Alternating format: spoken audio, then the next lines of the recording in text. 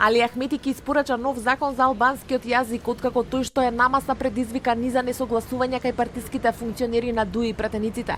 Лидерот на ДУИ порача дека албанските партии нема да дозволат некој друг да им го крои законот за албанскиот јазик, кој што е еден од клучните барања на ДУИ за да дадат согласно за нивните подписи на СДСМ. Партиите политички шипаре. Сигурно е дека партиите имаат свој предлог и нема потреба другите партии да ни даваат понуди. Албанските политички партии имаат свој предлог за законот за албански јазик и нивниот предлог ќе го дадат тие. Токму предлог законот се чешла синоќ и неполноќната средба меѓу Али Ахмети и Зијадин Села, а во однос на законот биле повикани и експерти. Партиски извори од партијата на Села порачуваат дека главниот заклучок бил токму тоа, дека законот од СДСМ и преговарачката тројка на ДУИ не е доволен.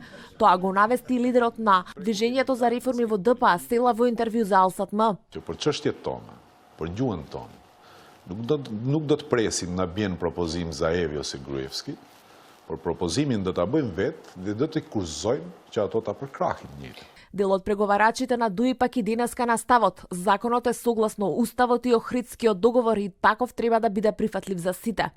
Откако стигна пакетот на СДСМ со законот за албански јазик, двете крила во ДУИ јавно почнаа да ги спротивставуваат ставовите околу законот кој не предвидува целосна двојазичност, а кој според дел од информациите е главната тема за преговори меѓу тимовите на СДСМ и на ДУИ.